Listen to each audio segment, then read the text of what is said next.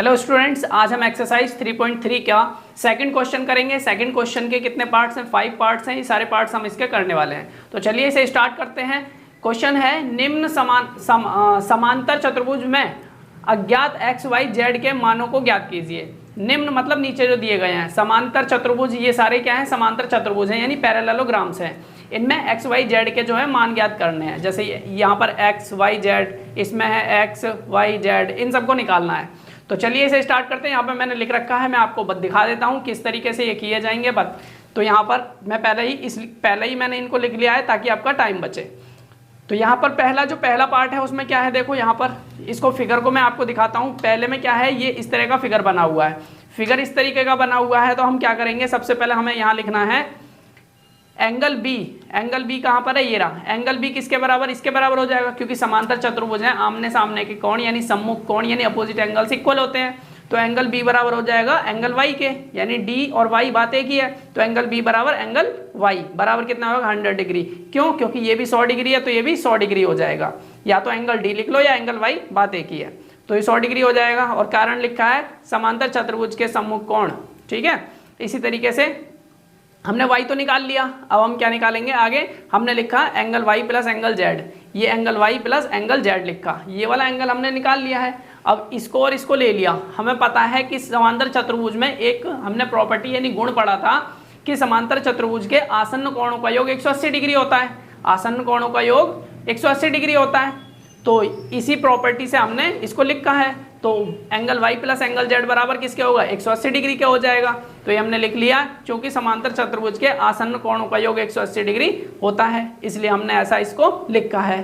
तो यहाँ कारण भी साथ के साथ हम देते चलेंगे, ताकि जब हम अपने क्वेश्चंस का आंसर्स करेंगे, सॉल्यूशन करेंगे, तो जो चेक करेगा वो हमें, जो एग्जामिनर चेक करेंगे वो हमें पूरे मार्क्स देंगे।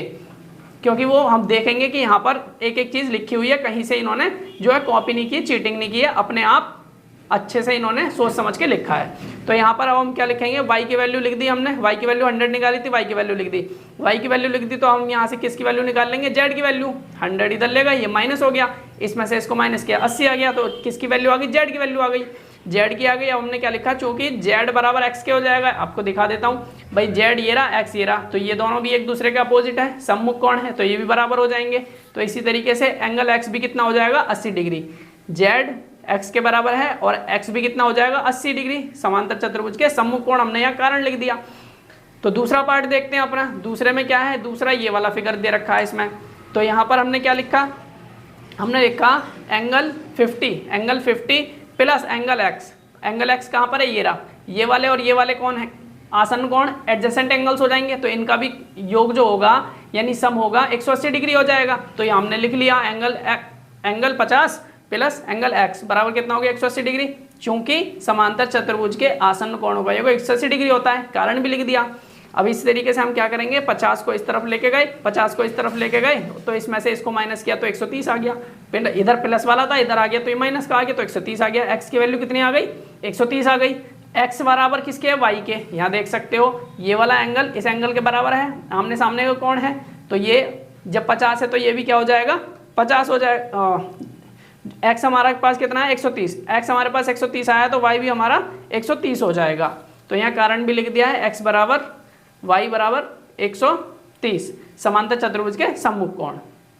चूंकि एंगल 50 बराबर हमने 1 के बराबर है, यहाँ पर देखो ये 50 जो है हमने इसको एंगल 1 मान लिया, इसको हमने अपनी तरफ से नाम रख दिया एंगल 1। आप इस एग्जाम्स में आपको फिगर भी बनाने हैं, तो इसको 1 मान लेंगे तो ये वाला एंगल इसके बराबर हो जाएगा। तो इस तरीके से एंगल 50 बराबर एंगल 1, तो एंगल 1 कितना आ जाएगा हमारे पास? एंगल 50 ही आ जाएगा हमारे पास। भाई अगर ये दोनों जो एंगल्स हैं बराबर हैं, ये वाला और ये वाला 1, तो ये भी 50 हो जाएगा। ये 50 हो गया। तो अब हम आगे क्या लिख सकते हैं? अब हम लिख सकते हैं एंगल 1 प्लस एंगल z बराबर 180।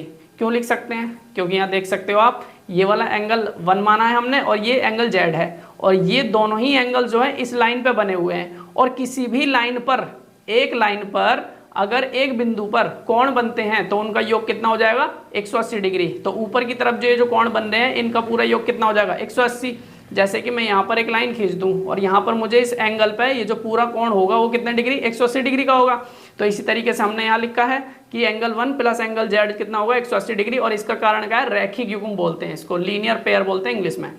अब यहाँ से हम क्या कर लेंगे, एंगल 1 की वैल्यू रख दी 50 और एंगल जेड हमारा यहाँ से निकल के आएगा। जब 50 को हम इधर लेके जाएंगे तो माइनस करेंगे 130 आ गया, तो जेड की वैल्यू कितनी आ गई 130। तो हमने क्या निकाले, हमने ये एक्स वाई जेड तीनों निकाल लिए, तीनों निकाल लिए। इस प्रकार हम क्या लिखेंगे, हम लिख देंगे इस प्रकार एंगल एक्स हमारा 130, वाई 130 और जेड भी 130 आ गया। अब अपना थर्ड पार्ट देखते हैं इस क्वेश्चन का। थर्ड पार्ट में क्या है, थर्ड पार्ट का फिगर है ये, तो इसमें हमें एक्स वाई जेड निकालना है। तो अब देखो यहाँ पर कैसे किया हमने, इसको किया, हमारा एंगल x जो हो जाएगा 90 डिग्री के बराबर हो जाएगा। भाई ये वाला एंगल 90 डिग्री के बराबर हो जाएगा, कैसे हो जाएगा, क्योंकि ये दोनों कोण, ये वाला कोण और ये वाला कोण क्या है, शीर्षाभिमुख कोण है। जब दो रेखाएं आपस में एक दूसरे को काटती हैं तो आमने सामने के उनके जो विपरीत कोण होते हैं इस तरीके के, उन्हें क्या बोलते हैं, शीर्षाभिमुख कोण। और शीर्षाभिमुख कोण यानी वर्टिकली अपोजिट एंगल्स जो होते हैं वो क्या होते हैं, बराबर होते हैं।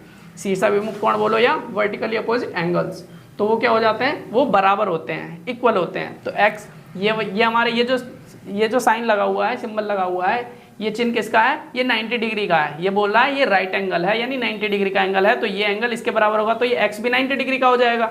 तो एंगल एक्स बराबर कितना, 90 डिग्री। तो यहाँ पर रीजन क्या लिखा है, क्योंकि यानी बिकॉज शीर्षाभिमुख कोण बराबर होते हैं, vertically opposite angles are equal.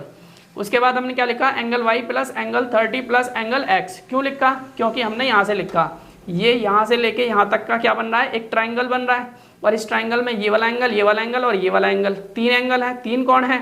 तो एंगल वाई प्लस एंगल 30, ये वाला एंगल और प्लस एंगल ये बराबर कितना होगा 180 डिग्री, क्योंकि त्रिभुज के तीनों कोणों की मापों का योग 180 डिग्री होता है। त्रिभुज के तीनों कोणों के मापों का योग 180 डिग्री होता है। अब यहाँ पर हमने इसकी वैल्यू लिख ली और x की वैल्यू 90 आई थी वो लिख ली, तो इन दोनों को जोड़ देंगे 120 आ गया, 120 आ गया, 120 को इधर ले जाएंगे तो यहाँ पर क्या निकल के आ गया, एंगल y निकल के आ गया हमारे पास। एंगल y की वैल्यू आ गई हमारे पास, भाई x की भी आ गई, y की भी आ गई, दोनों की आ गई। अब क्या रह गया, z रह गया है। अब z में हमें क्या देखना, ध्यान से समझना, चूंकि ABCD एक समांतर चतुर्भुज है, हमने यहाँ बना लिया वो, तो ABCD ये समांतर चतुर्भुज हमें पहले दे रखा है क्वेश्चन में, इसलिए AD बराबर क्या, AD पैरेलल है यानी समांतर है किसके, BC। तो AD कहाँ पर है, AD, ये जो समांतर है वो किसके हो जाएगा, BC, इसके। ये वाली साइड जो है, ये वाली इस वाली साइड के बराबर हो जाएगी, समांतर हो जाएगी, समांतर यानी पैरेलल हो जाएगी। ऐसे ही BD क्या हो जाएगा, एक तिर्यक रेखा है, ये और ये समांतर है, लेकिन ये वाली जो है एक तिर्यक रेखा है। तो मैं आपको ऐसे बना के दिखाता हूँ, एक ये और ये लाइन, ये वाली AD हो गई और ये वाली हमारी BC हो गई, और ये वाली जो लाइन है इस तरीके से जा रही है, ये तिर्यक रेखा हो गई। ऐसे इसको आगे बढ़ा देते हैं, ये देखो ऐसे हो जाएगी। ये वाली जो है ये तिर्यक रेखा हो जाएगी, ट्रांसवर्सल। तो तिर्यक रेखा हो जाएगी, तो ये वाले क्या हो जाएंगे, ये एकांतर कोण होते हैं। ऐसे ये वाले और ये वाले एकांतर कोण होते हैं, और एकांतर कोण जो होते हैं, एकांतर अंतः कोण जो होते हैं वो बराबर होते हैं। तो यही हमने यहाँ लिखा है। तो इसलिए एंगल y बराबर किसके हो जाएगा, एंगल z के हो जाएगा। एंगल y जो हो जाएगा एंगल z के बराबर हो जाएगा, एकांतर अंतः कोण। कारण क्या है, एकांतर अंतः कोण। एकांतर अंतः कोण क्या होते हैं, इक्वल होते हैं। अल्टरनेट इंटीरियर एंगल्स इक्वल होते हैं। नेक्स्ट देखते हैं अपना फोर्थ पार्ट। फोर्थ में क्या बोल रहा है, फोर्थ में बोल रहा है भाई ये हमारे पास फिगर है, इसमें हमने क्या लिखा, इस फिगर को देख लो, यहाँ पर लिखा है y बराबर है एंगल 80। तो ये वाला एंगल इस वाले एंगल के बराबर है, क्योंकि ये दोनों आमने सामने कोण है। तो हमने यहाँ लिख दिया समांतर चतुर्भुज के सम्मुख कोण है। एंगल x प्लस एंगल 80 लिखा, फिर हमने एंगल x कहाँ पर है, ये रहा, और एंगल 80 ये रहा। तो इन दोनों को जोड़ूंगा तो कितना आना चाहिए, क्योंकि ये क्या है, आसन्न कोण है, और आसन्न कोणों का योग कितना होता है, 180 डिग्री। तो एंगल x प्लस 80 बराबर 180 डिग्री, क्योंकि समांतर चतुर्भुज के आसन्न कोणों का योग 180 डिग्री होता है, कारण भी लिख दिया। अब यहाँ से हम क्या करेंगे, x की वैल्यू निकाल लेंगे। 80 इधर भेज दिया तो ये माइनस हो गया, इसमें से इसको माइनस किया 100 आ गया। तो x की वैल्यू कितनी आ गई, 100 आ गई। इसी तरीके से एंगल y बराबर एंगल z हो जाएगा। यहाँ दिखा देते हैं, एंगल y जो है एंगल z के बराबर हो जाएगा। एंगल y एंगल z के बराबर कैसे हुआ, मैं इसको अगर आगे की तरफ बढ़ा दूँ, ठीक है, और इसको आगे की तरफ बढ़ा दूँ, तो ये वाली जो साइड है बराबर हो जाएगी, ये वाली साइड बराबर हो जाएगी, और ये बीच वाली साइड क्या हो जाएगी, तिर्यक रेखा हो जाएगी। तिर्यक रेखा हो जाएगी, तो ये क्या हो जाएंगे, ये वाला एंगल और ये वाला एंगल एकांतर अंतः कोण हो जाएंगे, जैसे अभी पीछे बताया था। तो ये एकांतर अंतः कोण हो जाएंगे, और एकांतर अंतः कोण बराबर होते हैं, इसलिए एंगल y बराबर एंगल z बराबर 80 डिग्री हो जाएगा। तो इस प्रकार एंगल एक्स की वैल्यू 100, वाई की वैल्यू 80 और जेड की वैल्यू 80 आ गई। अपना नेक्स्ट पार्ट को देखते हैं, लास्ट पार्ट है इस क्वेश्चन का। ये वाला फिगर है, इसमें ये फिगर है, मैंने यहाँ पर ये फिगर बना दिया है। अब मैं दिखा देता हूँ। तो यहाँ पर हमें क्या है, y की वैल्यू कितनी है हमारे पास, जो y है एंगल y वो कितना हो जाएगा। तो एंगल y हमारे पास 112 डिग्री। कैसे हुआ भाई, यहाँ तो दे नहीं रखा, लेकिन हमें पता है ये वाला एंगल इस वाले एंगल के बराबर है। जब ये दोनों एक दूसरे के सम्मुख हैं तो बराबर हो जाएंगे। तो ये 112 है तो ये भी 112 हो गया। तो सम्मुख कोण, रीजन भी लिख दिया।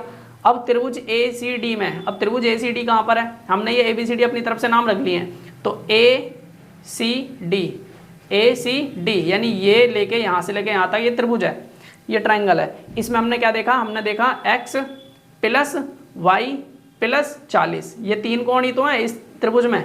इस ट्राइंगल में 3 कोण है, तो इन तीनों कोणों की माप का योग 180 डिग्री हो जाएगा। इसी तरीके से y की वैल्यू हमने 112 लिख दी और ये 40 दे ही रखा है, इन दोनों को जोड़ा 152 आ गया। 152 को हम इधर लेके गए, ये माइनस का हो गया, इसमें से इसको माइनस किया तो 28 आ गया। तो x की वैल्यू कितनी आ गई, 28। ये वाला 40 दे रखा है, y हमने निकाल लिया। अब हमें क्या निकालना है, z। तो हम यहाँ क्या लिखेंगे, चूंकि AD बराबर पैरेलल है यानी समांतर है किसके, BC के। तो AD कहाँ पर है, AD ये रहा, AD समांतर किसके है, BC के। इसके ये वाली और ये वाली लाइन इस तरीके से, ये और ये समांतर रेखाएं हैं। और AC क्या है, तिर्यक रेखा, यानी AC जो है ऐसे करके तिर्यक रेखा है। तिर्यक रेखा, इसको आगे बढ़ा देंगे, इसको आगे बढ़ा देंगे, इसको आगे बढ़ाओ, इसको आगे बढ़ाओ, इसको आगे, देख सकते हो तिर्यक रेखा है। तो तिर्यक रेखा है, जब तिर्यक रेखा है तो ये वाले और ये वाले कोण बराबर होंगे, ये वाले और ये वाला कोण बराबर होंगे, क्योंकि एकांतर अंत है कोण हो जाएंगे। तो इसी तरीके से ये वाला और ये वाला कोण जो है, ये इस तरफ है, ये इस तरफ है, ये क्या हो जाएंगे, एकांतर अंत है कोण हो जाएंगे, जो कि बराबर होते हैं। बस यही लिखा है, एंगल एक्स बराबर किसका हो जाएगा, एंगल जेड के, क्योंकि एकांतर कोण बराबर होते हैं। तो भाई जो वैल्यू हमारी एक्स की है वही वैल्यू हमारी जेड की हो जाएगी। तो जेड की वैल्यू भी कितनी आ जाएगी, 28 आ जाएगी। तो सेकंड क्वेश्चन के हमने सारे पार्ट्स कर लिए हैं। अपना नेक्स्ट क्वेश्चन अपनी नेक्स्ट वीडियो में करेंगे।